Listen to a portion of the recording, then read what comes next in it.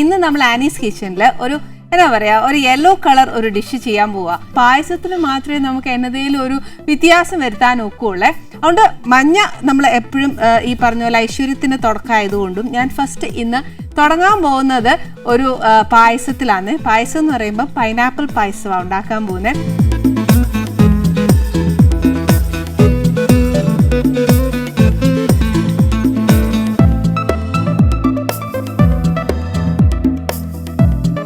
ഞാനിവിടെ എന്നാ ചെയ്യാൻ പോകുന്നതെന്ന് അറിയാവോ? നമ്മൾ ഉരുളിയിലാണ് പായസം വെക്കുന്നത്. എല്ലാവരും ഉരുളിയിലാണ് വെക്കുന്നതെന്ന് അറിയാം.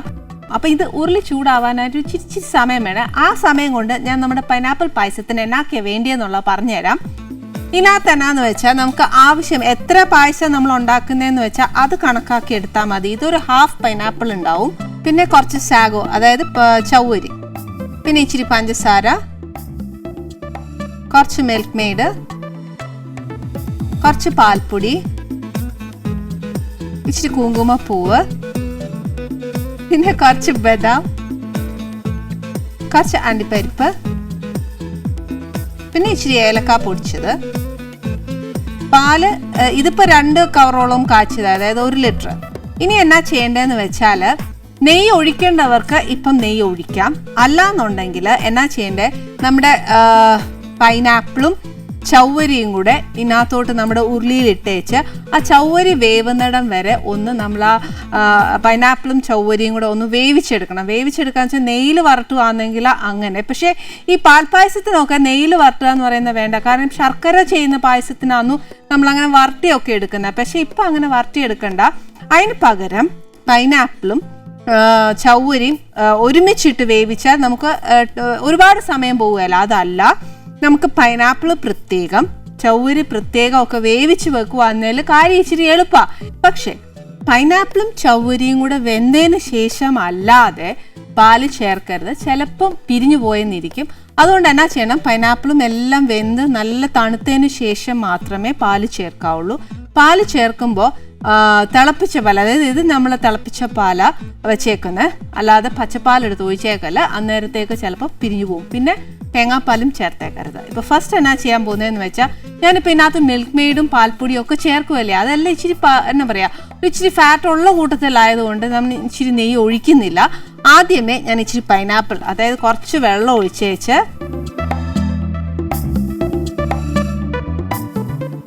ആ പൈനാപ്പിള് ഇതിനകത്തോട്ടിടാവേ.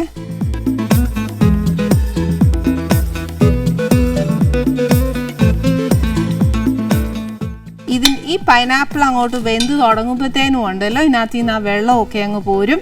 അന്നേരം ആ വെള്ളം തന്നെ ഏകദേശം മതിയാവും നമ്മുടെ ചൗവരി ഒന്ന് വേവാനായിട്ട്.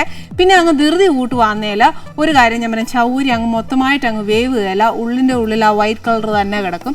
പക്ഷേ ചൗവരി എപ്പോഴും ആ ക്രിസ്റ്റലായിട്ട് കിടക്കുന്ന കാണാൻ തന്നെയാണ് രസം. ഇനി ഒരു കാര്യം, ഇതിപ്പോൾ നമ്മൾ ഡയറക്റ്റായിട്ട് ഇടുവാന്നേ.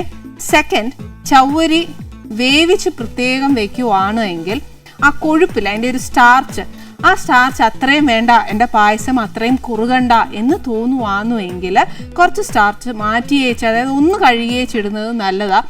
പക്ഷെ ഞാൻ പറയുന്നത് ഈ പാൽപ്പായസമൊക്കെ ഇങ്ങനെ വെള്ളം പോലെ ഓടിപ്പോകുന്നതിനെക്കാട്ടിലും നല്ലത് കുറച്ച്, അതായത് ഇങ്ങനെ ഒരു സ്പൂണേ കോരി ഒഴിക്കുന്ന കൂട്ടല്ല, ഒരു ഇച്ചിരി കൊഴുപ്പോടുകൂടി കഴിക്കുന്നത് തന്നെയാണ് അതിൻ്റെ ഒരു രസം. അത് അങ്ങനത്തെ ആ ഒരു കൺസിസ്റ്റൻസി നോക്കുവാണെങ്കിൽ ചൗവരി ചേർക്കുന്നതിൻ്റെ അളവ് മാത്രം ശ്രദ്ധിച്ചേച്ചാൽ മതി.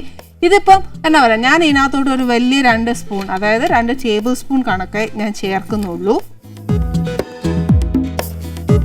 ഒരു 2-2.5 സ്പൂൺ അത്രയും ധാരാളം മതിയാവും. അല്ലെങ്കിൽ നമ്മൾ ഈ പറഞ്ഞ പോലെ ഫുൾ ചൗവരി കഴിക്കാൻ ഇഷ്ടമുണ്ടെന്നുണ്ടെങ്കിൽ അത് ഫുള്ളായിട്ട് വേവിച്ചേച്ച് കുറച്ച് സ്റ്റാർച്ച് ഒന്ന് മാറ്റി വെച്ചോ, മുഴുവൻ കഴുകിക്കളയാനല്ല, ഒന്ന് ആ ഫസ്റ്റ് സ്റ്റാർച്ച് ഒന്ന് കഴുകിയേച്ച് ഇതിനകത്തോട്ട് ഇട്ടേച്ചാലും മതി. പക്ഷേ ഇടുമ്പോൾ പൈനാപ്പിൾ കംപ്ലീറ്റ് ആയിട്ട് വെന്തിരിക്കണം, വെന്തേച്ച് മാത്രമേ ചേർക്കാവുള്ളൂ. അതിൻ്റെ കൂടെ ബാക്കി ഞാൻ ചെയ്യാൻ പോകുന്നത് കണ്ടുപഠിച്ചാൽ മതി. നെയ്യാണെങ്കിൽ നെയ്യ് ചേർക്കുവാണെങ്കിൽ ഇതിനകത്ത് നല്ലതായിട്ട് അത് കിടന്നിങ്ങനെ വരണ്ട് നല്ലൊരു എന്താ പറയുക പേസ്റ്റ് പോലെ നമ്മുടെ പൈനാപ്പിൾ ആവണം. എന്നാൽ മാത്രമേ ആ ഒരു ടേസ്റ്റ് വരുള്ളൂ. പിന്നെ കഴിയുന്നതും എത്രത്തോളം അതിൻ്റെ മുള്ളു ചെത്താവോ അത്രയും ചെത്തിയേക്കണം. ഇല്ലേ ചിലർക്കൊക്കെ ആണെങ്കിൽ പൈനാപ്പിൾ അലർജിയാണ്. അത് ശരിക്കും ഞാൻ പറയുന്നത് ആ മുള്ളു കിടക്കുമ്പോഴത്തേനാണ് ഇച്ചിരി അലർജി വരുന്നത്. ഞാൻ എൻ്റെ മാക്സിമം കഴിവിൽ ഇത് ചെയ്തിട്ടുണ്ട്. പക്ഷെ എന്നാലും അവിടെ ഇവിടെ മുള്ളുണ്ട്. ഇനി അല്ലെങ്കിൽ ഒരു കാര്യം ഞാൻ പറയാം, ഇങ്ങനെ പായസം കഴിക്കുമ്പോൾ പൈനാപ്പിൾ ഒരിച്ചിരി കടിക്കാൻ കിട്ടുവാന്നേ നല്ലതല്ലേ, അങ്ങനെ ആയതുകൊണ്ടാണ് ഞാൻ ഇങ്ങനെ ഇട്ടേ. അതല്ല എന്നുണ്ടെങ്കിൽ കംപ്ലീറ്റ്ലി പൈനാപ്പിൾ പ്യൂറേ ആക്കി വെച്ച് അത് ചേർത്ത് വെച്ചാലും മതി. പൈനാപ്പിളിൻ്റെ ജ്യൂസ് നല്ലോണം അരിച്ചെടുത്ത് വെള്ളം ചേർക്കാതെ വേണം പൈനാപ്പിൾ അടിക്കാൻ. അത് കംപ്ലീറ്റ് ആയിട്ട് അരിച്ചെടുക്കുമ്പോൾ ഇതിൻ്റെ ആ മുള്ളെല്ലാം അങ്ങ് പോവും. അന്നേച്ച ഈ എന്നാ പറയുക ചവ്വരിയും കൂടെ ഇട്ടേച്ച് ഒന്ന് ചവ്വരി വേവുന്നിടം വരെ പൈനാപ്പിൾ വേവിക്കണം. ഏത് നമുക്ക് എളുപ്പമെന്ന് വെച്ചാൽ അത് കണക്കാക്കി ഇട്ടേച്ചാൽ മതി. പിന്നെ ഒരു കാര്യം, പൈനാപ്പിൾ വേവുന്നുണ്ട്, ഇതിൻ്റെ കൂട്ടത്തിൽ ഞാൻ തിളപ്പിച്ച പാലിനകത്തോട്ട് ഒരു ഇച്ചിരി എന്നാ പറയുക കുങ്കുമപ്പൂ ഇട്ടിട്ടുണ്ട്. അപ്പം ഈ പാല് ബേസിക്കലി ഒരു ഇച്ചിരി മഞ്ഞ നിറം വരും. ഇപ്പം എല്ലാവരും കുങ്കുമപ്പൂ മേടിക്കുകയല്ല. അന്നേരം എന്നാ ചെയ്യണമെന്ന് അറിയാവോ, ഈ സമയത്ത് നമുക്ക് കുറച്ച്, ഞാൻ നേരത്തെ പറഞ്ഞ പോലെ എല്ലാവർക്കും കുങ്കുമപ്പൂ മേടിക്കാൻ ഒത്തില്ല എന്നുണ്ടെങ്കിൽ, അല്ലെന്നുണ്ടെങ്കിൽ ഈ പറഞ്ഞ പോലെ എന്നാ പറയുക സ്റ്റോക്ക് ഇല്ലെന്നുണ്ടെങ്കിൽ, ആ സമയത്ത് ധൃതി കൂട്ടി കയ്യിലില്ല എന്നുണ്ടെങ്കിൽ ഒരു സജഷൻ എന്നാന്ന് വെച്ചാൽ ഒരു നുള്ളു മഞ്ഞപ്പൊടി, അതായത് ഒരുപാടല്ല, ഒരു നുള്ളു മഞ്ഞപ്പൊടി ഇതിനകത്ത് ഇടാം. മഞ്ഞപ്പൊടി ഇടുമ്പോൾ പ്രത്യേകം ഒരു കാര്യം ശ്രദ്ധിക്കേണ്ട എന്നാന്നറിയാവോ, നമ്മൾ ആ മഞ്ഞയ്ക്കൊരു ചൊവ്വയുണ്ട്, ആ മഞ്ഞയുടെ തന്നെ ഒരു റോ ടേസ്റ്റ് ഉണ്ട്. ആ ടേസ്റ്റ് കംപ്ലീറ്റ് ആയിട്ട് പോകണം. പോയില്ല എന്നുണ്ടെങ്കിൽ ആ പായസത്തിനകത്ത് മഞ്ഞയുടെ ചൊവ്വ വരും. ഈ പൈനാപ്പിളും ചവ്വരിയും വേവുന്ന ആ സമയത്ത് തന്നെ ഇട്ടു, അപ്പം ആ മഞ്ഞളിൻ്റെ ആ ടേസ്റ്റും അങ്ങ് മാറും, ഈ പൈനാപ്പിളിനോട് അങ്ങ് ചേരും. ഏലക്കാപ്പൊടിയും മിൽക്ക് മെയ്ഡിൻ്റെയും പാൽപ്പൊടിയുടെയും ഒക്കെ ടേസ്റ്റ് വരുമ്പോഴത്തേക്ക് നല്ല രുചി തന്നെയാണ് വരിക. പക്ഷെ ഒരു കാര്യം മാത്രം, പൈനാപ്പിൾ നല്ല വെന്ത് ഉടഞ്ഞ് നല്ല മാഷായിട്ട് അതിനകത്ത് അങ്ങ് ചേരണം. ഇനിയിപ്പോൾ സപ്പോസ് നമ്മളത് വെന്ത് ഉടഞ്ഞില്ല, അങ്ങ് ചേർന്നില്ല എന്നുണ്ടെങ്കിൽ നമ്മുടെ ഈ ഉരുളക്കിഴങ്ങൊക്കെ ഉടയ്ക്കുന്ന ഒരു സ്പൂണില്ലേ നമ്മുടെ കയ്യിൽ, ആ സ്പൂൺ വെച്ചേച്ച് ഇത് നല്ലതായിട്ടൊന്ന് ഉടച്ച് അതിനകത്ത് ഒട്ടും കഷ്ണം വരാത്ത രീതിയിൽ ഉടച്ചെടുത്തേച്ചാൽ മതി. ഉടയ്ക്കുമ്പോൾ പ്രത്യേകം ശ്രദ്ധിക്കുക, ഇതൊന്ന് ആവി കയറുമ്പോൾ തന്നെ പൈനാപ്പിൾ ഇച്ചിരി ഒന്ന് ആയി കഴിയുവേ. ചവ്വരി വെന്തേച്ച് ഉടയ്ക്കാൻ നിന്നാൽ മിക്കവാറും ചവ്വരി പായസത്തിൽ കാണുകയില്ല. അതുകൊണ്ട് അതിന് മുന്നേ ആയിട്ട് ഒന്ന് വെന്ത് കഴിയുമ്പോഴത്തേക്ക് അത് നല്ലതായിട്ടൊന്ന് ഉടച്ചാൽ മതി. ഇനി നമുക്ക് എന്നാ വെച്ചാൽ വേവാനായിട്ട് ഒരു ഇച്ചിരി സമയം കൊടുക്കാം. ഞാൻ ആ പൈനാപ്പിളും ചവ്വരിയും നല്ലതായിട്ട് വെന്തേച്ച് എന്നാ പറ്റിയത്, അത് ഇച്ചിരി ഒന്ന് ആറാനായിട്ട് വെക്കണേ. ഈ ആറുന്ന സമയം കൊണ്ട് ഇനി എന്നാ ചെയ്യേണ്ടതെന്ന് വെച്ചാൽ, ഒരു ബൗൾ എടുത്തിട്ട് ഈ പാൽപ്പൊടിയും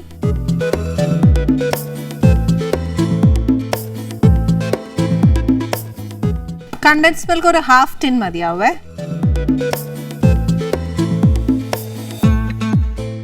പൈനാപ്പിളും ചവ്വരിയും വേവുന്ന സമയത്ത് പഞ്ചസാര ഇട്ടേക്കരുത്. ചിലപ്പം ആ ഒരു വേവിനൊരു ഇച്ചിരി ഇത് വരുവേ. ഇച്ചിരി പാലും കൂടെ ഒഴിച്ച് വെച്ച് വെന്ത് കഴിയുമ്പോഴത്തേക്ക് പഞ്ചസാര ഇട്ടു.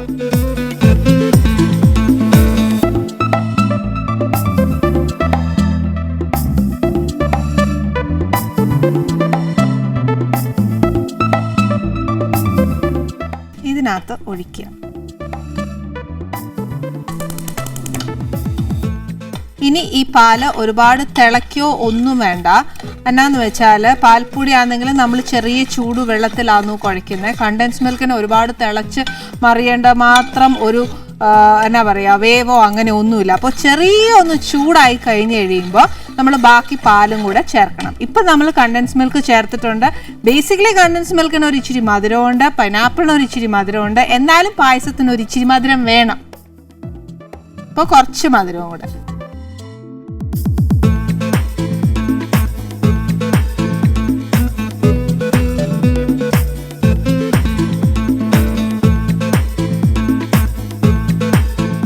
ഈ പഞ്ചസാര ഒന്ന് അലിയേണ്ട ആ ഒരു ചൂട് മാത്രം മതി. അന്നേച്ച് നമുക്ക് ആ കാച്ചി വെച്ചേക്കുന്ന നമ്മുടെ പാലില്ലേ, ആ പാല് നമ്മുടെ പായസത്തിന് എത്രയാ കുറുക്കം വേണ്ടതെന്ന് വെച്ചാൽ, അല്ലെങ്കിൽ ആ നീട്ടം ആ പായസത്തിന് എത്ര എന്നാ പറയുക കുറുക്കലോ നീട്ടലോ എങ്ങനെയാണ് നമ്മുടെ കണക്കനുസരിച്ച് വേണ്ടതെന്ന് വെച്ചാൽ അതനുസരിച്ച് ചേർക്കുക. ഈ കുങ്കുമപ്പൂ ഞാൻ നേരത്തെ പായസത്തിൻ്റെ പാലിനകത്ത് ഇട്ടിട്ടുണ്ട്. അപ്പോൾ അതിനകത്ത് തന്നെ ഒരു യെല്ലോയിഷ് കളർ വരും. പിന്നെ നമ്മൾ ഈ പായസം ഉണ്ടാക്കി വെച്ച് കഴിയുമ്പോൾ കുറേ, അതായത് ഇപ്പോൾ നമ്മൾ ഉച്ചയ്ക്ക് വിളമ്പാനാണെങ്കിലും ഒരു 10 മണിയൊക്കെ ആകുമ്പോൾ ഉണ്ടാക്കി വെച്ച് കഴിഞ്ഞാൽ ഉച്ചയാകുമ്പോഴത്തേക്ക് നല്ലൊരു യെല്ലോ കളർ വരും. ഇനി അതല്ല, മഞ്ഞപ്പൊടിയിൽ ഈ പറഞ്ഞ പോലെ ഒരുപാട് കളറൊന്നും ഇല്ല, അതുകൊണ്ട് ഇനി മഞ്ഞ ഇടാം എന്ന് പറഞ്ഞിട്ട് പിന്നെ ഇട്ടേക്കരുത്, മഞ്ഞ ചോവയ്ക്കും.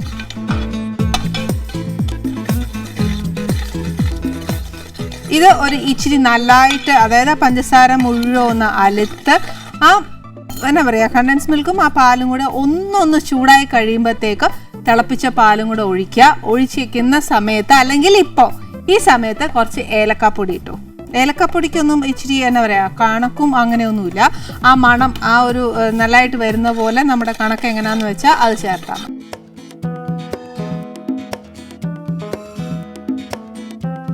പിന്നെ ഇത് രണ്ടും നല്ലതായിട്ട് ചൂടാക്കി കഴിഞ്ഞു, അതായത് ഇത് ഫുൾ ചേർത്തിരിക്കുന്ന കംപ്ലീറ്റ് ഇൻഗ്രീഡിയൻറ്റ് നല്ലതായിട്ട് ചൂടായി കഴിയുമ്പോൾ തീ ഓഫ് ചെയ്യണം. തീ ഓഫ് ചെയ്തതിന് ശേഷമേ കാച്ചിയ പാല് ചേർക്കാവുള്ളൂ. ഇല്ലെങ്കിൽ പൈനാപ്പിളും പാലും എല്ലാം കൂടെ ചേരുമ്പോൾ ചിലപ്പം ഒന്ന് പിരിഞ്ഞു പോകും. അപ്പോൾ അത് മാത്രം ഒന്ന് ശ്രദ്ധിക്കുക.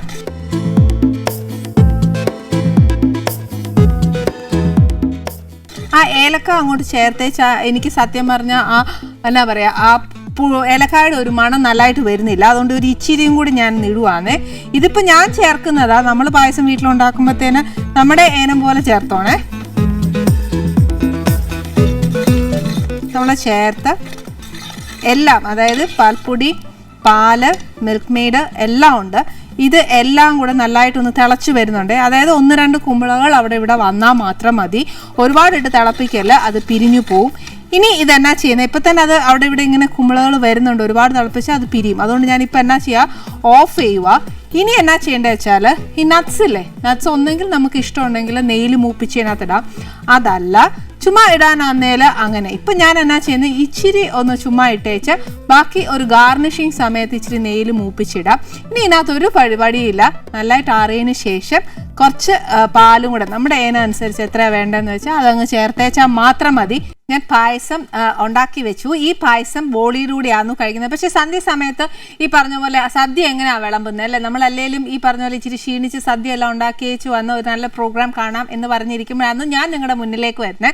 ഇന്ന് വെച്ചേക്കുന്ന പൈനാപ്പിൾ പായസം എന്ന് പറയുന്നത് നമ്മൾ വിചാരിക്കും പൈനാപ്പിളിൻ്റെ കംപ്ലീറ്റ് ആയിട്ടുള്ള ടേസ്റ്റ് ആയിരിക്കും ആ പായസത്തിന് ഉണ്ടാവുന്നത്. പക്ഷേ അല്ല, പൈനാപ്പിളിൻ്റെ ഒരു ഫ്ലേവർ അതിനകത്തുണ്ട്. എന്നാൽ നമ്മൾ പാൽപ്പായസമാണോ കുടിക്കുന്നതെന്ന് അറിയില്ല. എന്നാൽ അടപ്പായസത്തിനകത്ത് ഇടുന്ന ചൗവരി എല്ലാം ഇതിനകത്തുണ്ട്.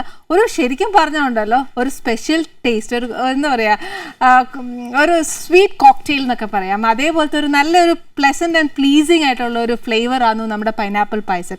ഈ പൈനാപ്പിൾ പായസവും ഒക്കെ ഞാൻ സ്പെഷ്യലായിട്ട് ഉണ്ടാക്കുന്നത് എന്നാന്ന് വെച്ചാൽ നമ്മുടെ ആനീസ് കിച്ചൺ എപ്പോഴും സ്പെഷ്യലായിരിക്കണം. മാത്രമല്ല ഇന്ന് വരാൻ പോകുന്ന ഗസ്റ്റിനെ കുറിച്ചും കൂടെ ഞാൻ പറഞ്ഞു തരുവാന്നുവെങ്കിൽ ബിജുവേട്ടാ ഞാനിപ്പോ പറഞ്ഞില്ല, അതിനു മുന്നേ ബിജുവേട്ടൻ വരുന്നു എന്ന് പറഞ്ഞപ്പോ എനിക്ക് ക്ഷമയില്ല. ബിജുവേട്ട തൊഴണ്ട, എനിക്ക് തരൂ. എനിക്കിത് മാത്രമേ ഉള്ളൂ. അയ്യോ അത് വേണ്ട, ഇന്ന് വിഷുവാ ബിജുവേട്ടാ. ബിജുവേട്ടാ എന്തെങ്കിലും തരും ബിജുവേട്ടാ. ഒരു കാര്യം ചെയ്യാം, നമ്മുടെ ഇരിക്കുന്ന ശേഷം തരാം. തരൂല്ലോ അല്ലേ? തീർച്ചയായും. ഇല്ല അങ്ങനെ പറ്റിക്കില്ല, വിശ്വസിക്കാം. ബിജുവേട്ടനെ ശരിക്കും കേട്ടോ നല്ലൊരു person of A good heart. പിന്നെ ഞാൻ ബിജുവേട്ടനെ കണ്ടിട്ട് ഇപ്പൊ 22 years ആയി ഇല്ലേ ബിജുവേട്ടാ? 22 വർഷം. Long 22 years. Yes. Last time ഞങ്ങള് ദുബായ് ഷോയ്ക്ക് പോയപ്പോഴത്തേക്ക് ഞങ്ങൾ ഒരുമിച്ചായിരുന്നു ആ ട്രൂപ്പിൽ പോയത്. അന്ന് കണ്ടതാ. പിന്നെ അതേണ്ട ആനീസ് കിച്ചന്റെ സമയത്താണ് 96-ലാണ് ആ ട്രിപ്പിന്റെ ഇടയ്ക്ക് ഓടി രക്ഷപ്പെട്ടെന്നൊക്കെ നിങ്ങൾക്ക് തോന്നത്തേ ഉള്ളൂ. പക്ഷെ ഞങ്ങൾ നേരത്തെ പ്ലാൻഡ് ആണല്ലോ. അല്ല, അതൊക്കെ പിന്നീട് മനസ്സിലായി. പക്ഷെ ആ സമയത്ത് വെച്ചാല് ഈ പിന്നീടുള്ള ഷോസിന് ഈ ഒരാളെ കാണാതിരിക്കുമ്പോൾ ഉണ്ടാകുന്ന ആളുകളോട് നമ്മൾ എക്സ്പ്ലനേഷൻ എങ്ങനെ ചെയ്യണം എന്നുള്ളതും ഒക്കെ മൊത്തം കൺഫ്യൂഷൻ ആയിരുന്നു. പക്ഷെ എന്താ പറയാ, ആ സമയത്ത് ഒരു വലിയൊരു വിവാദവും എന്താ പറയാ ആളുകള് വലിയ ടോക്കായിരുന്നു ആ സമയത്ത്. ശരിക്കും നിങ്ങൾ തിരിച്ച് ദുബായ് ചെന്നപ്പോ ഉത്തരം പറയേണ്ടി വന്നോ? ഒരുപാട് പേരുണ്ട്. കാരണം വെച്ചാൽ 1-2 സ്ഥലങ്ങൾ വീണ്ടും ഷോ ചെയ്തു. അപ്പൊ ആ സമയത്ത് തൊട്ടുമ്പത്തെ 2 ആഴ്ച മുമ്പ് ഒരാളുണ്ടായിരുന്നു. ആള് 2 ആഴ്ച മുമ്പ് മിസ്സിങ്. അതിന് പകരം വേറെ നടനാണ് വരുന്നത്. ഭീമൻ രഘുവേട്ടനാണ് ആനിക്ക് സബ്സ്റ്റിറ്റ്യൂട്ട് ആയിട്ട് വരുന്നത്. ശരിക്കും ബിജുവേട്ട എന്നെ മമ്മൂക്ക വിളിച്ചു വരുന്നോ ചോദിച്ചു. പക്ഷെ അറിയാലോ ആ സമയത്ത് ഉണ്ടാവുന്ന കോൺട്രവേഴ്സീസും സിറ്റുവേഷൻസും ഒക്കെ കണ്ടുകൊണ്ടിരിക്കുന്നവർക്ക് അറിയില്ല. അത് 96-ല് ഗൾഫിൽ നടന്ന മമ്മൂട്ടിയുടെ ഷോ, ഈസ്റ്റ് കോസ്റ്റ് വിജയേട്ടന്റെ ഷോ. അതെ, ആ കഥകളാ ഇപ്പൊ പറയുന്നത്. ചേട്ടാ ഇപ്പം അന്ന് മുങ്ങിയിട്ട് പിന്നെ ഇപ്പോഴാണ് കാണുന്നത്. ഞാൻ അതും പക്ഷെ ഇങ്ങനെ ഒരു ഷോ ആയിട്ട് ബന്ധപ്പെട്ടെന്നുള്ള സമയത്ത് പോലും ചിന്തിച്ചിട്ടില്ല. സത്യം കേട്ടോ, അതെന്തായാലും ഓർക്കുണ്ടാവില്ല അല്ലെ, തിരിച്ച് നമ്മൾ കാണാൻ പോകുന്നത് എങ്ങനെയാന്ന്. പക്ഷെ എനിക്ക് സന്തോഷമുണ്ട് ബിജുവേട്ടൻ എന്റെ ഷോയിൽ വന്നേല്. അതും ഇന്ന് സ്പെഷ്യൽ ഡേ, വിഷു ആവുമ്പത്തേക്ക് ഉറപ്പ്. തീർച്ചയായിട്ടും ബിജുവേട്ടാ, എനിക്ക് ഇപ്പൊ വിഷു കൈനീട്ടം തന്നില്ല. പക്ഷെ എന്റെ പ്രേക്ഷകർക്ക് ഒരു വിഷു കൈനീട്ടം കൊടുക്കണം. എന്നാന്നറിയാലോ അല്ലെ? അറിയാലോ, തീർച്ചയായിട്ടും. അപ്പോൾ ഈ സാധാരണ വിഷുവിന് ഇപ്പോൾ ഓണത്തിനൊക്കെ ആണെങ്കിൽ ഒരുപാട് മെയിൽ സോങ്സ് ഉണ്ട്. വിഷുവിന് പൊതുവെ മെയിൽ സോങ്സ് കുറവാണ്, എല്ലാം ഫീമെയിൽ ഓറിയന്റഡ് സോങ്സ് ആണ്. പക്ഷെ എന്നാലും പൊതുവെ വിഷു എന്ന് പറയുമ്പോഴത്തേക്കും ഭഗവാൻ കൃഷ്ണനെയാണ് നമ്മുടെ മനസ്സിൽ ഓർമ്മ വരുന്നത്. കൃഷ്ണന് വേണ്ടി അർപ്പിച്ചിട്ടുള്ള പാട്ടല്ലെങ്കിലും സിനിമയിൽ ഒരു പ്രേമഗാനമാണെങ്കിലും ഈ പാടാൻ പോകുന്ന പാട്ട് കേൾക്കുമ്പോൾ കൃഷ്ണന് വേണ്ടിയാണെന്ന് തോന്നാം. കളഭം തരാം ഭഗവാൻ മനസ്സിൽ കളഭം തരാം ഭഗവാനിൻ മനസ്സും തരാം, കളഭം തരാം ഭഗവാനിൻ മനസ്സും തരാം. മഴ പക്ഷി പാടും പാട്ടിൻ മയിൽപ്പീലി നിന്നെ ചാർത്താം, ഉറങ്ങാതെ നിന്നോടെന്നും ചേർന്നിരിക്കാം.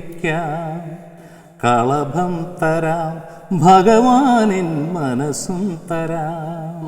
ബിജുവേട്ടാ ശരിക്കും തുള്ളിച്ചാടാൻ തോന്നുന്നു. എന്ത് രസമുള്ള പാട്ടല്ലേ. ശരിക്കും എൻ്റെ പ്രേക്ഷകർക്ക് ഈ കൊല്ലം നല്ലൊരു വർഷാരംഭം എന്നല്ലേ പറയുന്നത്, എൻ്റെ പ്രേക്ഷകർക്ക് കൊടുക്കാവുന്ന ഏറ്റവും നല്ലൊരു വിഷു എനിക്കും തരാൻ പറ്റുന്ന ഒരു ഐശ്വര്യപൂർണ്ണമായിട്ടുള്ള പാട്ട് ഇത് മാത്രമേ കയ്യിലുള്ളൂ. ഓക്കെ, എനിക്ക് അവിടെ ഇരിക്കുമ്പോൾ കാശ് തരണേ. തീർച്ചയായിട്ടും ബിജുവേട്ടാ നമുക്ക് അങ്ങോട്ട് ഞാൻ കണ്ടുവച്ചിട്ടുണ്ട് എന്താ തരണം എന്നുള്ളത്. അയ്യോ എന്താ വരൂ ബിജുവേട്ടാ തന്നെ.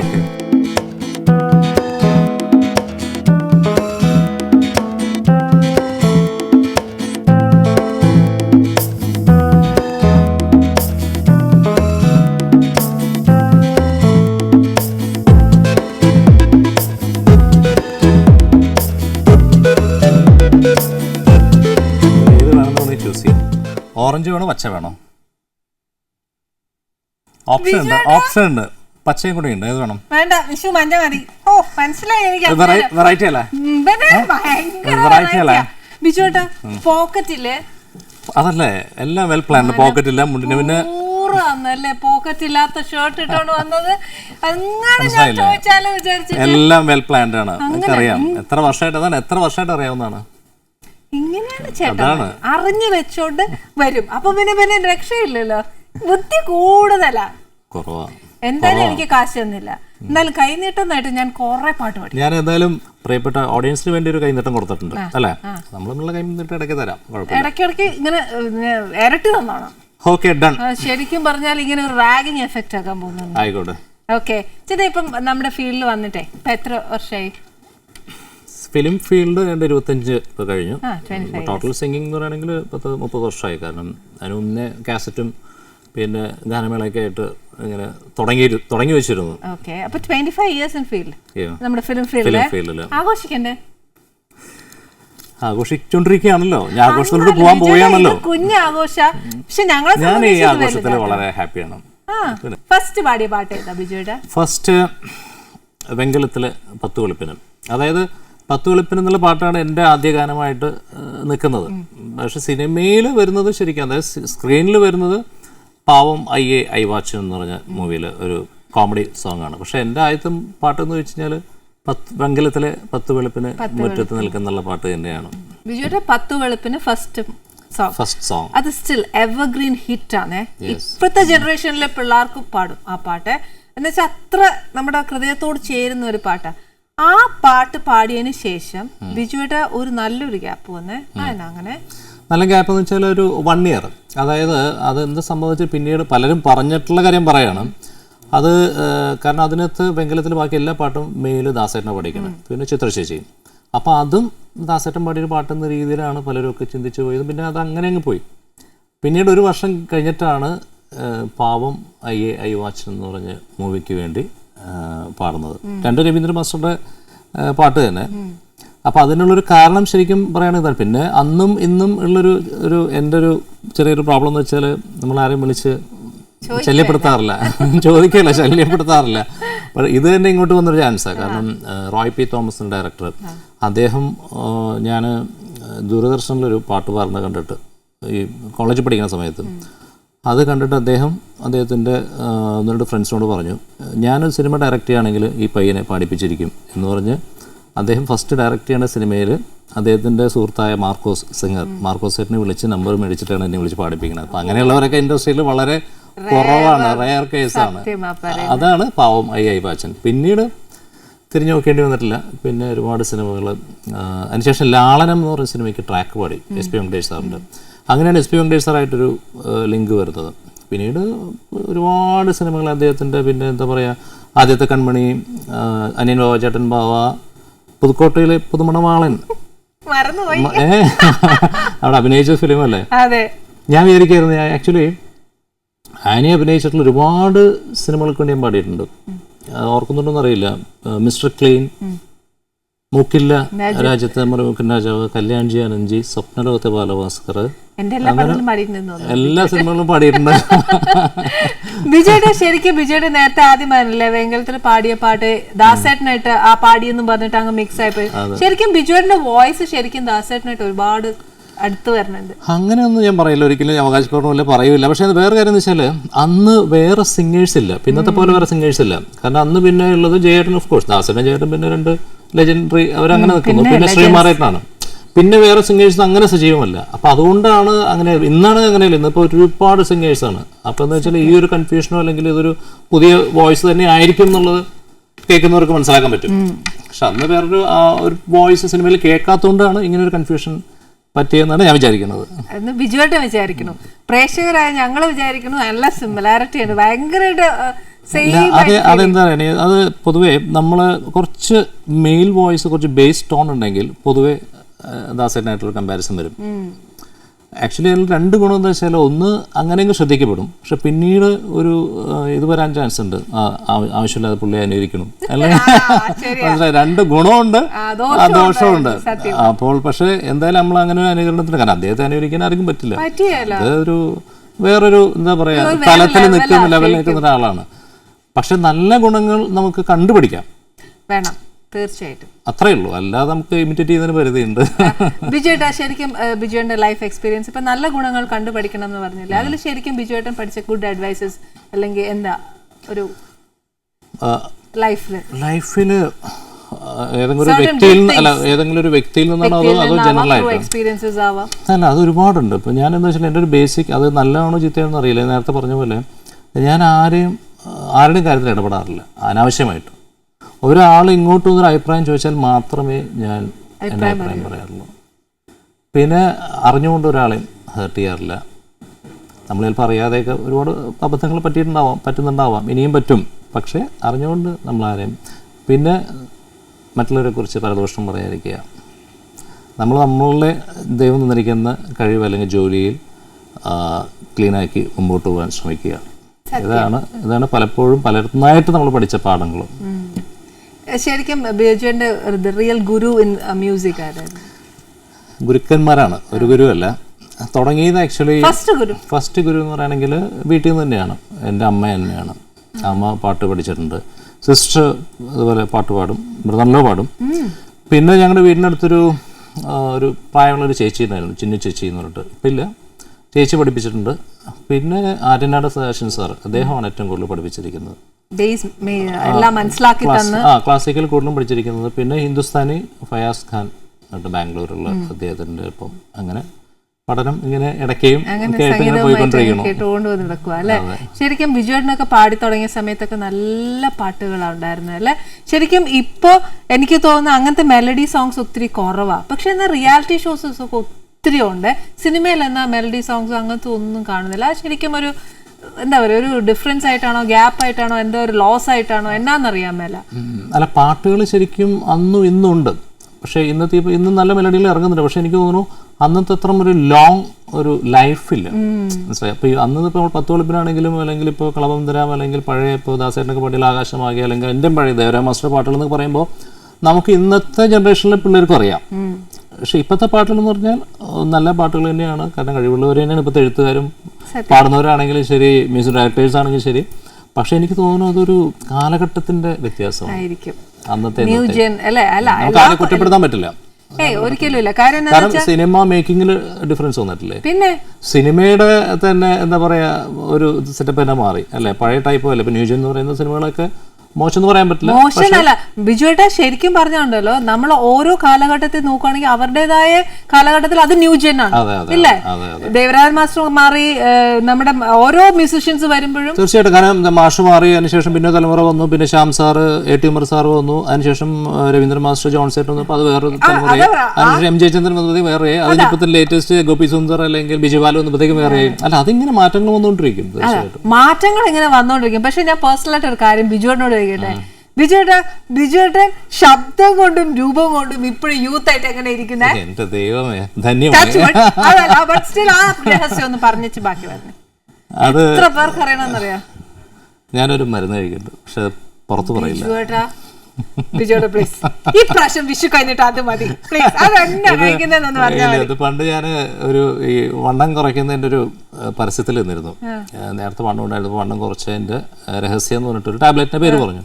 അന്ന് എത്ര പേരാണ് എൻ്റെ ഫോൺ നമ്പർ സംഘടിപ്പിച്ച് വിളിച്ചു ചോദിച്ചിട്ടുള്ളതെന്ന് അറിയാം. ഒരുപാട് പേര്. കാരണം വെച്ചാൽ സത്യമാണോ ഞാൻ പറഞ്ഞത്, ഞാൻ പരസ്യത്തിന് വേണ്ടി മാത്രമേ പറഞ്ഞതാണ് എന്നും പറഞ്ഞു. ഇപ്പൊ ശരിക്കും പറഞ്ഞാൽ ബിജുവേട്ട ശരിക്കൊന്നുമില്ല. ബിജുവേട്ടന്റെ മനസ്സ് നമ്മുടെ നല്ല മനസ്സായിട്ട് എപ്പോഴും ഇരിക്കുക, അതേപോലെ എപ്പോഴും സന്തോഷകരമായിട്ടുള്ള കാര്യങ്ങൾ ചിന്തിച്ചുകൊണ്ടിരിക്കുക, അത്തരത്തിലുള്ള പ്രവർത്തികളിൽ ഏർപ്പെടുക. നല്ല കാര്യങ്ങൾ. ടെൻഷൻ, പക്ഷെ ഇതൊക്കെ ആണെങ്കിൽ ഞാൻ വളരെ ടെൻഷനുള്ള ഒരാളാണ്. പക്ഷെ എന്നാലും ഞാൻ എന്തെങ്കിലുമൊക്കെ നമുക്ക് ഇഷ്ടപ്പെട്ട കാര്യങ്ങളൊക്കെ ഓർക്കുക, അല്ലെങ്കിൽ ഇഷ്ടപ്പെട്ട സ്ഥലങ്ങളിൽ പോവുക. ഞങ്ങൾ ഫാമിലി ആയിട്ട് ഞങ്ങൾ ഒരുപാട് ട്രാവൽ ചെയ്യാൻ ഇഷ്ടപ്പെടുന്നവരാണ്. ഞങ്ങൾ 4 പേരും ഒത്തിരി ട്രാവലിംഗ് ഇഷ്ടപ്പെടുന്നുണ്ട്. അപ്പോൾ ഏതെങ്കിലും ഗ്യാപ്പ്, പക്ഷേ ഇപ്പോൾ പിള്ളേരുടെ പഠിത്തമൊക്കെ ആയതുകൊണ്ട് നമുക്ക് ഗ്യാപ്പൊന്നും അങ്ങനെ കിട്ടുന്നത് കുറവാണ്. പിന്നെ 2 പേരുടെയും വെക്കേഷൻ ഒരേപോലെ കിട്ടണം, അപ്പോൾ അതും ബുദ്ധിമുട്ടാണ്.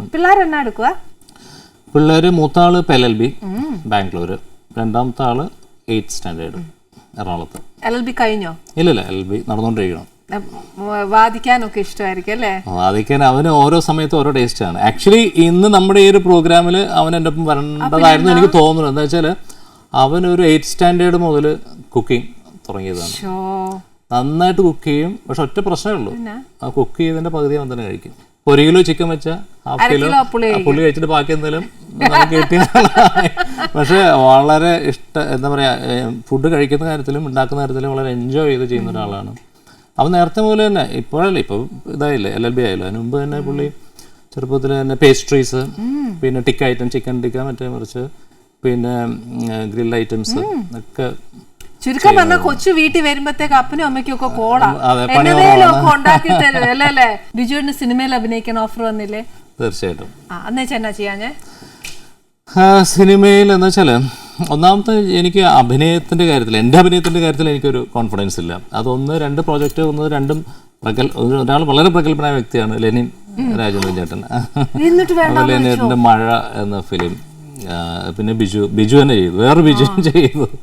പിന്നെ ഇതാ ഒരു സ്നേഹഗാഥ. അപ്പോൾ അത് ഞാനിങ്ങനെ മക്കളോട് പറയും, എടാ ഇങ്ങനെ ക്യാപ്റ്റൻ രാജുവേട്ടനാണല്ലോ ഡയറക്റ്റ് ചെയ്തത്.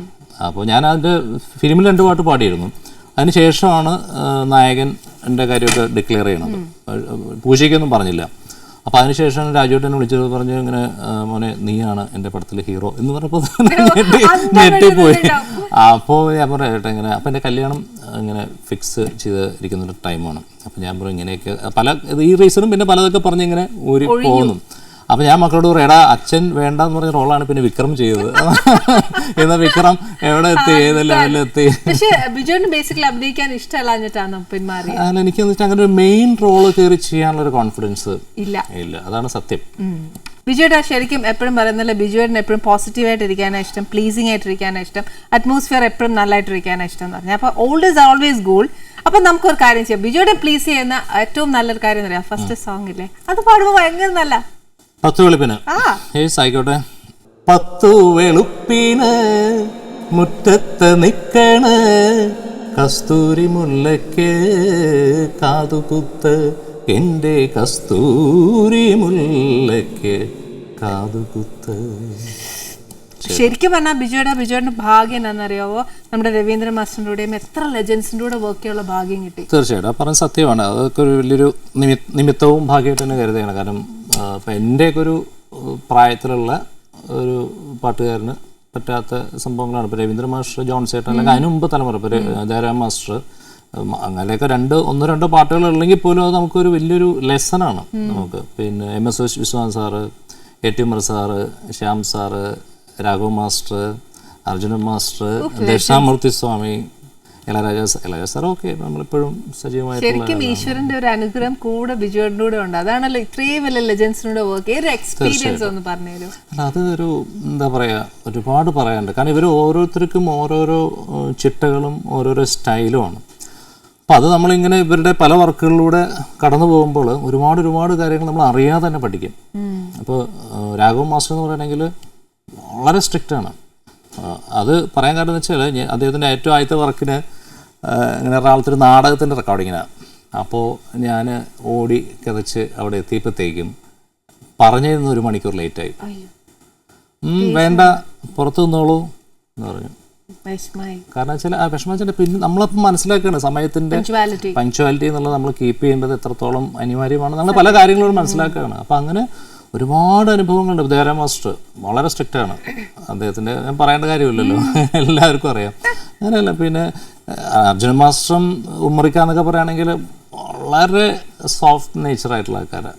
അത്ര നമ്മൾ തന്നെ വിചാരിക്കും അയ്യോ ഇത്രയും പാവം ആവാൻ പാടുണ്ടോ എന്ന് വരെ നമുക്ക് ചിലപ്പോൾ തോന്നും. അത്ര വളരെ ഡൗൺ ടു എർത്ത് വേണമെങ്കിൽ പറഞ്ഞു തരുന്ന കാര്യത്തിലും പാട്ട് പറഞ്ഞു തരുന്ന കാര്യത്തിലും പഠിപ്പിക്കുന്ന കാര്യത്തിലൊക്കെ അങ്ങനെ ഓരോരുത്തർക്കും. ഇപ്പോൾ രാജാ സാറാണെങ്കിലും പിന്നെ രാജാ സാറിൻ്റെ റെക്കോർഡിംഗ് എന്ന് പറഞ്ഞാൽ തലേദിവസം നമുക്ക് ഉറക്കമില്ല.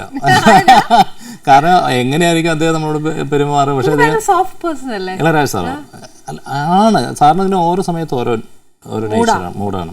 കാരണം വെച്ചാൽ പക്ഷേ ഭാഗ്യവശാൽ എനിക്കധികം ചീത്തയൊന്നും കേൾക്കേണ്ടി വന്നിട്ടില്ല. ചീത്ത പറയും. ഞാൻ ഏറ്റവും ആദ്യം പാടുന്നത് ഈവൻ തമിഴാണെങ്കിലും മലയാളമാണെങ്കിലും രാജ സാറിൻ്റെ ഫസ്റ്റ് പാടുന്നത് അനുരാഗ് കൊട്ടാരം എന്ന് പറഞ്ഞ് വിനേട്ടൻ്റെ പടത്തിലാണ്. അപ്പോൾ അത് ഈ പറഞ്ഞ പോലെ എനിക്ക് അന്ന് വേറെ റെക്കോർഡിംഗ് ഉണ്ട്. അപ്പോൾ ആ റെക്കോർഡിംഗ് ലേറ്റായി. അപ്പോൾ അത് കഴിഞ്ഞിട്ട് ഈ റെക്കോർഡിംഗ് ചെന്നപ്പോഴത്തേക്കും രാജസൻ്റെ റെക്കോർഡിംഗ് ചെന്നപ്പോഴത്തേക്കും എല്ലാം കഴിഞ്ഞ് എന്നെ കാണാതെ അദ്ദേഹം തന്നെ പാടാനായിട്ട് റെഡി ആയിട്ട് വെക്കുക രാജ സാറ്. അപ്പോൾ ബിജു വരും എന്നൊക്കെ പറഞ്ഞിട്ട് എവിടെയെന്ന് ഇങ്ങനെ വിനേട്ടനോട് ചോദിക്കുന്നുണ്ട്.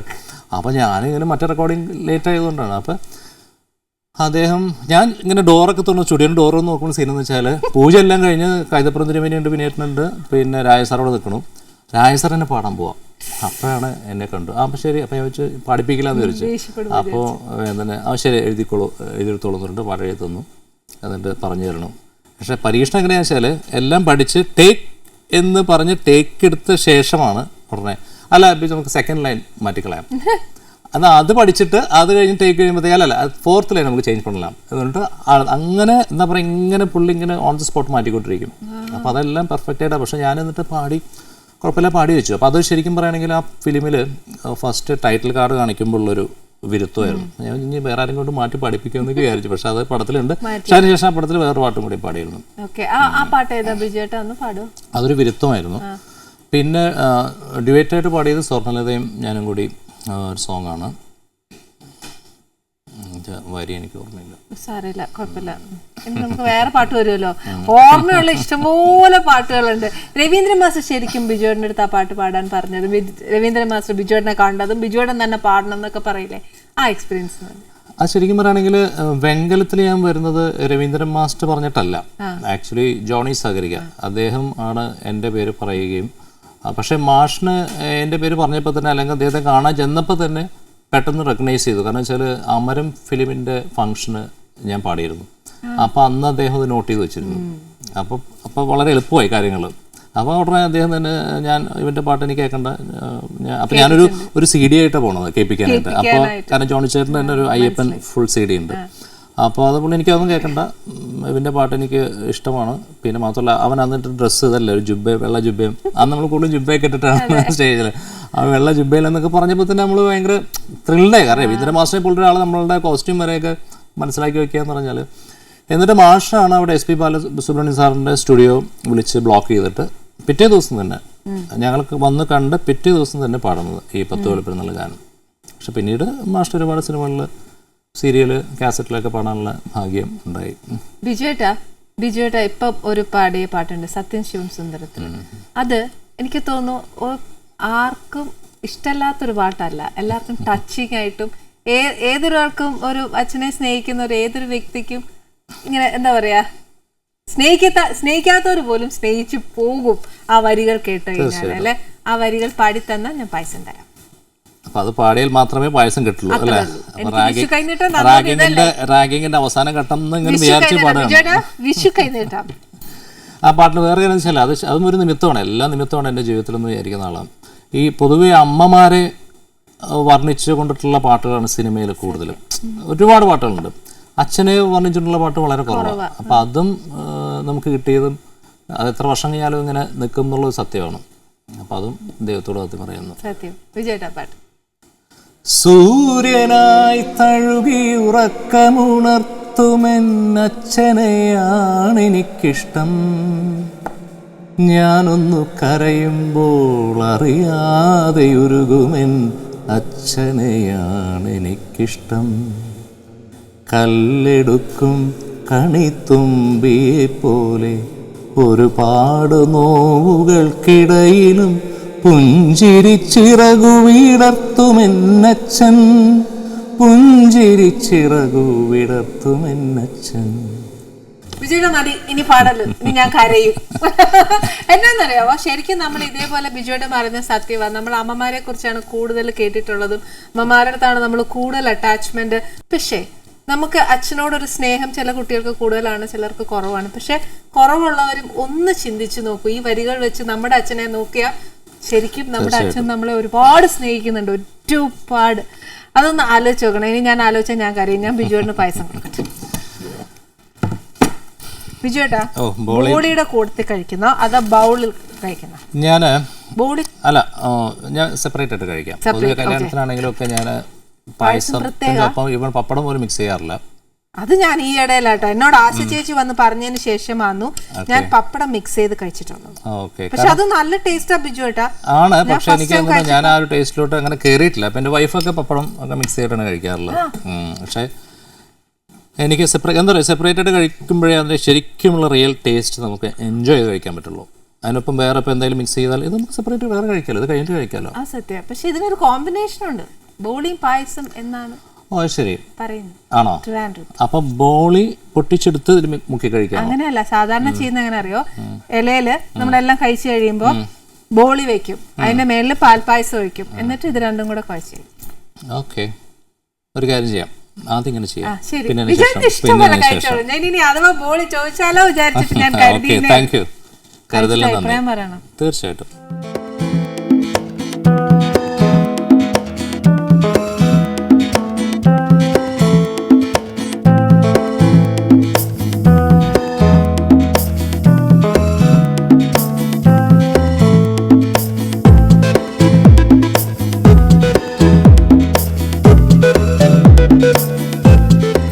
സ്പൂണിലെടുത്തത് കംപ്ലീറ്റ് ആയിട്ട് ഇറക്കി കഴിയുമ്പോഴേ അതിൻ്റെ റിയൽ ടേസ്റ്റ് മനസ്സിലാക്കാൻ പറ്റുള്ളൂ. സൂപ്പർ. ഞാൻ ആദ്യമായിട്ടാണ് പൈനാപ്പിൾ പായസം കഴിക്കുന്നത്. പായസം ഒരുപാട് കഴിച്ചിട്ടുണ്ട്, പായസം ഇഷ്ടമാണ്, പക്ഷേ പൈനാപ്പിൾ പായസം ആദ്യമായിട്ടാണ്. സൂപ്പർ. അപ്പൊ ഈ അനീതിയുടെ കയ്യിൽ നിന്ന് ഫസ്റ്റ് ടൈം കഴിച്ചല്ലോ, അപ്പൊ ഇനി എവിടെ കഴിക്കുമ്പോഴും ആദ്യം പറയുമല്ലോ എന്തെന്നാ കഴിച്ചതെന്ന്. തീർച്ചയായിട്ടും.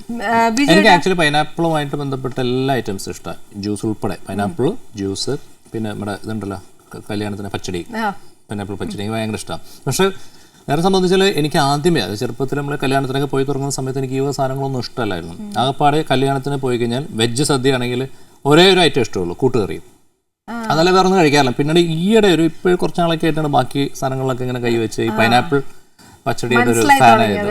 കാരണം വെച്ചാൽ നമ്മൾ സദ്യക്ക് ശ്രദ്ധിച്ചിട്ടുണ്ടോ, സദ്യയിൽ നമ്മളിപ്പോൾ കൂട്ടുകറി അല്ലെങ്കിൽ അതുമായിട്ട് ബന്ധപ്പെട്ട് ആദ്യം ഒഴിക്കുന്ന സാമ്പാർ, അങ്ങനെ ഒരുപാടെല്ലാം എരിവുമായിട്ടും ബന്ധപ്പെട്ടായിരിക്കും. പക്ഷേ മധുരമായിട്ട് പഴമൊക്കെ മാറ്റി നിർത്തി കഴിഞ്ഞാൽ ഒറ്റ ഒരു ഐറ്റമേ കറിയായിട്ടുണ്ടാവുള്ളൂ. ശരിയല്ലേ? കാരണം വേറെ ഒന്നുമില്ല. അപ്പൊ നമ്മളെന്താ വെച്ചാൽ ഇതെല്ലാം കഴിക്കുമ്പോഴത്തേക്ക് ഇതിന് കുറച്ചും കൂടി ഒരു ടേസ്റ്റ് കൂടും. അതാണ് അതിന്റെ സത്യം. വിഷുവിന്റെ വിശേഷങ്ങളൊക്കെ പറയൂ. വിഷു ശരിക്കും പറയുകയാണെങ്കിൽ എന്താ പറയുക, എനിക്ക് വളരെ ചെറുപ്പം പോലെ തന്നെ എനിക്ക് ഇഷ്ടമുള്ള ഒരു കാര്യമാണ്. അത് തലമുറകൾ കഴിഞ്ഞിട്ട് എൻ്റെ മക്കൾക്കും എന്നേക്കാളും ഇഷ്ടമാണ്. കാരണം എന്ന് വെച്ചാൽ അറിയാലോ, മെയിൻ വിഷുവിൻ്റെ ഒരു കാര്യം വെച്ചാൽ പടക്കം പൊട്ടിക്കില്ല എന്ന് വിചാരിക്കും, പക്ഷെ അതിലുപരി സാമ്പത്തികമായിട്ട് നമ്മൾ കുറച്ച് മെച്ചപ്പെടുന്ന കാര്യമാണല്ലോ. ഞാൻ കണ്ടു, എനിക്ക് വിഷു കഴിഞ്ഞിട്ടാണ് ഇതേപോലെയാണോ ബിജുവേട്ടൻ വീട്ടിലെല്ലാവരുടെ അടുത്തും പോക്കറ്റ് ഇല്ലാത്ത ഉടുപ്പിട്ടിട്ടാണ്? ഇല്ല, ഞാൻ വേറെ കാര്യം എന്ന് വെച്ചാൽ ചില സമയത്ത് ഞാൻ ഉണ്ടാവാറില്ല വിഷുവിന്, അത് വേറെ കാര്യം. പക്ഷെ എന്നാലും ഞാൻ ചിലപ്പോൾ പോകുന്നതിന് മുമ്പ് വിഷു കഴിഞ്ഞിട്ടും കൊടുക്കും. പക്ഷെ മിക്കവാറും കഴിഞ്ഞിട്ട് വലിയ ഗ്യാപ്പില്ലാതെ വരികയാണെങ്കിൽ കഴിഞ്ഞ ശേഷം കൊടുക്കും. ഞാൻ വിചാരിക്കുന്നത് ഇപ്പോൾ എൻ്റെ മോൻ ആക്ച്വലി ഇപ്പോൾ അവൻ കഴിഞ്ഞ ദിവസമാണ് വീട്ടിൽ നിന്ന് ബാംഗ്ലൂർക്ക് പോയത്, ഒരു ഈസ്റ്ററിൻ്റെ അവധി കഴിഞ്ഞിട്ട്. അപ്പോൾ ഇപ്പം എന്നെ വിളിച്ചിട്ട് പറയാം അച്ഛാ വിഷുവിന് ഒരു 2 ദിവസം ലീവ് കിട്ടാൻ ചാൻസ് ഉണ്ട്, അപ്പോൾ വരട്ടെ. അപ്പം ഞാൻ പറയടാ ഇപ്പം 2 ദിവസം കാര്യമല്ലുള്ളൂ, അപ്പോൾ നീ വരുമ്പോഴത്തേക്കും നമ്മുടെ പോക്കറ്റാണ് കാര്യമാണ് തമാശയ്ക്ക് പറഞ്ഞു. അല്ലാച്ചാ എൻ്റെ പോക്കറ്റിൻ്റെ കാര്യം ഓർത്തിട്ടാണ് ഞാൻ വരണതെന്ന്. കാരണം വെച്ചാൽ അവനും അറിയില്ല, കാരണം അവനറിയാം ഇപ്പം നമ്മൾ 3-4 പേരൊക്കെ ഇപ്പം ഞാൻ അല്ലെങ്കിൽ മുത്തച്ഛൻ അച്ചാച്ചൻ എന്നുള്ള പറഞ്ഞവരൊക്കെ എന്തായാലും കൊടുക്കും, അവർ മാസം കഴിഞ്ഞാലും കൊടുക്കും. പക്ഷെ അല്ലാത്ത കുറെ പേരൊക്കെ ചിലപ്പോൾ ആ വിഷുവിന് മാത്രമല്ല, അത് കഴിഞ്ഞ് പിന്നെ അതിൻ്റെ അതങ്ങ് പോകും. അതെ അതെ, അവനിപ്പോൾ ഒരു വെറും 100 രൂപ അല്ലെങ്കിൽ ഒരു 50 രൂപയെ പോലെ ബാംഗ്ലൂർ എന്തെങ്കിലുമൊക്കെ ആയിട്ട് അടിച്ചു പൊളിക്കാം. അത് എല്ലാ കൊച്ചുമക്കൾക്കും ഉള്ള ഒരു കാര്യമാണ്. വിഷുവിന് ഇഷ്ടംപോലെ പൈസ കിട്ടും. ഈ കുഞ്ഞുനാളിലൊക്കെ ബിജുവേട്ടനൊക്കെ വിഷു കൈനീട്ടമൊക്കെ കിട്ടത്തില്ലേ? അപ്പൊ ഈ കിട്ടുന്ന കുറച്ച് സമ്പാദ്യമാണെങ്കിലും ബിജുവേട്ടന് ഏറ്റവും കൂടുതൽ ആ പൈസ വെച്ച് കരുതിയേക്കുന്നതാ? നല്ല ചോദ്യം. അല്ല ഞാൻ അങ്ങനെ ഒരുപാട് സംഭവങ്ങളൊക്കെ മേടിച്ചിട്ടുണ്ട്. അങ്ങനെ വലിയ എമൗണ്ട് ഒന്നുമല്ലല്ലോ കിട്ടുന്നത്. പക്ഷെ ഞാൻ ഒരിക്കലും ഒരു ഇൻസ്ട്രുമെന്റ് മേടിച്ചു. അതായത് ക്ലാരിനെറ്റ് പോലെ ഇരിക്കും. അങ്ങനെ ക്ലാരിനെറ്റ് എന്നാൽ എനിക്ക് അങ്ങനെയായിട്ട് വായിക്കാനൊന്നും അറിയില്ല. പക്ഷെ എൻ്റെ ഒരു ഞാൻ പലയിടത്തും കണ്ടു എനിക്ക് മേടിക്കണം എന്നുള്ള ആഗ്രഹത്തിൽ അതാണ് എനിക്ക് തോന്നുന്നു ഞാൻ ആദ്യമായിട്ട് മേടിച്ചൊരു ഇൻസ്ട്രുമെൻറ്റ്. ശരിക്കും അതാണ് എൻ്റെ മനസ്സിൽ നിറഞ്ഞു നിൽക്കുന്നത്. കാരണം അന്നും നമ്മളും ഈ ഫീൽഡായിരിക്കും നമ്മുടെ പ്രൊഫഷനായിട്ട് മാറുന്നതൊന്നും ചിന്തിച്ചിട്ടേ ഇല്ല. അതാ പിള്ളേർക്ക് മ്യൂസിക്കിനോട് ഇഷ്ടമൊന്നുമില്ല ബിജുവേട്ടൻ? ഉണ്ട്, രണ്ടുപേരും പാട്ട് പഠിപ്പിക്കുന്നുണ്ട്. ഒരാളെ ബാംഗ്ലൂർ പോയിട്ട് പറ്റില്ല. പക്ഷെ മൂത്ത ആള് DJ ആണ്, ഇപ്പൊ DJ ചെയ്യുന്നുണ്ട്, DJ ഷോസ് ഒക്കെ ചെയ്യുന്നുണ്ട്. പിന്നെ പുള്ളി വെസ്റ്റേൺ സിംഗിങ് ആണ് ഇപ്പൊ കൂടുതലും. രണ്ടാമത്തെ ആളെ പാട്ട് പഠിപ്പിക്കുന്നുണ്ട്. അവനിപ്പോ പതുക്കെ ചെറിയൊരു വെസ്റ്റേൺ ലൈനിലോട്ട് പോയി തുടങ്ങിയിട്ടുണ്ടോ എന്നൊരു സംശയമുണ്ട്.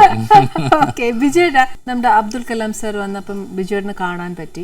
ആ ഒരു എങ്ങനെയാ അങ്ങനെ കാണാൻ പറ്റുമോ? എല്ലാരും വിചാരിച്ചാൽ കിട്ടാൻ നോക്കുക. തീർച്ചയായിട്ടും അത് മറ്റൊരു ഭാഗ്യമുണ്ടോ, അത് ലൈഫിൽ ഉണ്ടായ മറ്റൊരു ഭാഗ്യമാണ്. കാരണം നമുക്കൊരുപാട് പ്രസിഡന്റുമാരുണ്ടായിട്ടുണ്ട്. പക്ഷേ നമ്മളെല്ലാവരും പെട്ടെന്ന് മനസ്സിൽ വരുന്നത് അബ്ദുൽ കലാം സാറിൻ്റെ പേരാണ് അല്ലേ? ഇന്നലെയും കൂടി ആലോചിച്ചോളൂ. കാരണം വെച്ചാൽ നമ്മൾ പല കാര്യങ്ങളും നല്ല കാര്യങ്ങൾ ആലോചിക്കുമ്പോഴും അദ്ദേഹത്തിൻ്റെ പേര് മനസ്സിൽ വരും. അപ്പം അദ്ദേഹത്തിൻ്റെ ഒരു പാട്ട്, അദ്ദേഹം പണ്ട് ഇവിടെ ട്രിവാൻഡ്രത്തുണ്ടായിരുന്ന സമയത്ത് അദ്ദേഹം ഹിന്ദിയിൽ എഴുതിയൊരു കവിത മലയാളത്തിൽ ട്രാൻസ്ലേറ്റ് ചെയ്തിട്ട് നമ്മൾ അർജുന മാസ്റ്റർ മ്യൂസിക് ചെയ്തിട്ട് ഞാൻ പാടിയിട്ട് ഒരു CD-യിൽ ഒറ്റ പാട്ടേ ഉള്ളൂ, അത് കൊടുത്തു. ദൈവമേ വിദ്യാദീപം തെളിക്കൂ എന്ന് പറഞ്ഞിട്ടുള്ളൊരു പാട്ടാണ്. അപ്പോൾ അത് ഒരു 10 മിനിറ്റ് ഉണ്ട് ആ പാട്ട്. അത് അദ്ദേഹത്തിന് കൊടുത്തു. അദ്ദേഹം ആദ്യമായിട്ട് പ്രസിഡന്റ് ആയ ശേഷം ആദ്യം കേരളത്തിൽ വിസിറ്റ് ചെയ്ത സമയത്ത്. അപ്പോൾ എറണാകുളത്ത് ഒരു ദിവസമേ അദ്ദേഹം കേരളത്തിലുള്ളൂ. രാവിലെ എറണാകുളത്ത്, വൈകിട്ട് തിരുവനന്തപുരത്ത്, എന്നിട്ട് നൈറ്റ് ഫ്ലൈറ്റിന് പോവാണ്. അപ്പോൾ എറണാകുളത്ത് ഫംഗ്ഷൻ ഈ CD കിട്ടിയ ശേഷം അദ്ദേഹം തിരിച്ചു പോകുന്ന സമയത്ത് ഈ വണ്ടിയിലിട്ട് കേട്ടു. നമ്മളൊക്കെ ആണെങ്കിൽ കേൾക്കുമോ? അപ്പോൾ എന്നിട്ട് അദ്ദേഹം ഉടനെ പറഞ്ഞു എനിക്ക് ഈ പാടിയ ആളെയും മ്യൂസിക് ചെയ്ത ആളെയും കാണണമെന്നുണ്ടെന്ന് പറഞ്ഞു. അപ്പോഴത്തേക്ക് എനിക്ക് ഇവിടുന്ന് പ്രോട്ടോകോൾ സെക്രട്ടറി ഇവിടുന്ന് വിളിച്ചു, പറഞ്ഞു ഇങ്ങനെ പ്രസിഡന്റ് ബിജു നാരായണനെ മീറ്റ് ചെയ്യാൻ ഉദ്ദേശിക്കുന്നു. നമ്മൾ ചില സിനിമയിലെ കണ്ട പോലെ അവളുടെ അറിയിൽ പറഞ്ഞ പോലെ. അപ്പോൾ എനിക്ക് ആദ്യം അത്ര വിശ്വാസമായിട്ട് തോന്നുന്നില്ല നമ്മളതിനെ പറ്റിക്കാണോ. അപ്പോൾ ഞാൻ നിങ്ങൾക്ക് നമ്പർ തരാൻ പറഞ്ഞു. അപ്പോൾ ഇവിടുത്തെ രാജ്ഭവനിലെ നമ്പർ തന്നു. തിരിച്ചു നോക്കിയപ്പോൾ രാജ്ഭവൻ നമ്പറാണ്, പ്രോട്ടോകോൾ സെക്രട്ടറിയും ഓഫീസ് സെറ്റപ്പാണ്. അപ്പോൾ ഉടനെ എറണാകുളത്ത് ഞാൻ പോകുന്നു. അപ്പോൾ വൈകിട്ട് 8 മണിക്കാണ് സമയം തന്നത്. അപ്പോൾ അർജുന മാസ്റ്റർ ഓൾറെഡി ഇവിടെ ഉണ്ടായിരുന്നു, ട്രിവാൻഡ്രത്ത് ഉണ്ടായിരുന്നു. ഞാൻ ഉടനെ എൻ്റെ വണ്ടി ഡ്രൈവ് ചെയ്ത് ഇവിടെ എത്തി. എക്സൈറ്റഡ് ആയി ഇവിടെ എത്തി.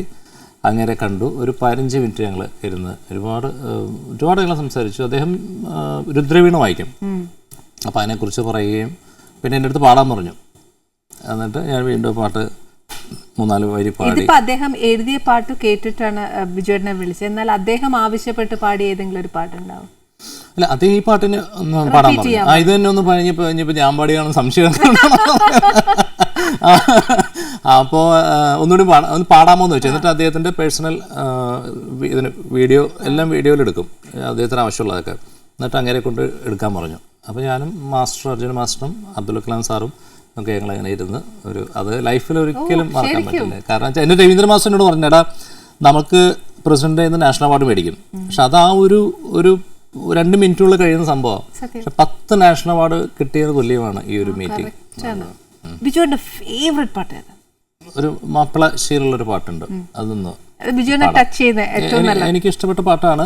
മുന്തിരിച്ചേലുള്ള പെണ്ണയൻ കൽബിലെ മുത്തിനു പേര് മൊഹബത്ത്, ഇഷ്ടമാണെങ്കിൽ ഞാനത് തന്നിടാം മൊത്തമായി നിൻ കവിളോരത്ത്, മുത്തമായി കവിളോരത്ത്. ബിജുട്ടാ, ഇത്രയും തിരക്കിന്റെ ഇടയിൽ വന്ന് ഞങ്ങൾക്ക് എനിക്കെന്നല്ല എൻ്റെ പ്രേക്ഷകർക്കും മനസ്സ് നിറഞ്ഞ് ഒരുപാട് വിഷു കൈനീട്ടം തന്നതിൽ I am so thankful. Thank you very much. വളരെ സന്തോഷം. ഞാൻ ഒരുപാട് കാണുന്ന ഒരു എപ്പിസോഡാണ് ഈ പ്രോഗ്രാം. അപ്പോൾ എന്താ പറയുക, അതിന് ഗസ്റ്റായിട്ട് വരാൻ കഴിഞ്ഞാലും കുറേ നാളുകൾക്ക് ശേഷം കാണാൻ പറ്റിയതിലും പഴയ കാര്യങ്ങളൊക്കെ ഒരുപാട് സംസാരിക്കാൻ പറ്റിയതിലും വളരെയധികം സന്തോഷം. നമ്മുടെ പ്രേക്ഷകർക്ക് ഇപ്പോൾ ഒരു കാര്യം മനസ്സിലായില്ലേ, വിഷു കൈനീട്ടം എന്ന് പറയുന്ന ഒരു പൈസ തന്നുകൊണ്ട് മാത്രം നമ്മുടെ മനസ്സ് സന്തോഷം വരുന്നതല്ല. ഈ നമ്മുടെ ഒരു അറ്റ്മോസ്ഫിയർ എപ്പോഴും ഒരു പോസിറ്റീവ് എനർജി, ഞാൻ പറഞ്ഞില്ലേ യെല്ലോ എന്ന് പറയുന്നത് എപ്പോഴും ഒരു പ്ലീസിങ് ആൻഡ് പോസിറ്റീവ് ആണ്. അതേപോലെ ഈ വർഷം എല്ലാവരും പറയുന്നത് വെച്ചാൽ വിഷു എന്ന് പറയുന്നത് ഒരു വർഷം, ഒരു കൊല്ലം തുടങ്ങുന്ന ആദ്യത്തെ ദിവസം. അപ്പൊ ഈ വർഷം എന്നല്ല, എൻ്റെ മനസ്സ് ഞാൻ പറയുന്ന എല്ലാ കൊല്ലവും എൻ്റെ പ്രേക്ഷകരുടെ വീടുകളിൽ എന്നും സന്തോഷവും സമൃദ്ധിയും ഉണ്ടാവട്ടെ. അതേ എനിക്ക് പറയാനുള്ളൂ. എങ്കിലല്ലേ അടുത്ത എപ്പിസോഡിൽ എനിക്ക് ഇതേപോലെ പുതിയ പായസങ്ങൾ കണ്ടുപിടിക്കണം, അതേപോലെ പുതിയ വിഭവങ്ങൾ കണ്ടുപിടിക്കണം. പിന്നെ ബിജുവേട്ടന് ഇതേപോലെ കുറേ എപ്പിസോഡ് കഴിയുമ്പോൾ പിന്നെയും വന്നിട്ട് നമുക്ക് ഇതേപോലെ നിറഞ്ഞ കുറേ വിഷു കൈനീട്ടവും തരും. അടുത്ത എപ്പിസോഡിൽ എന്തായാലും വിഷു കൈനീട്ടമില്ല, വേറൊരു വിഭവമായിട്ട് നമുക്ക് വീണ്ടും കാണാം.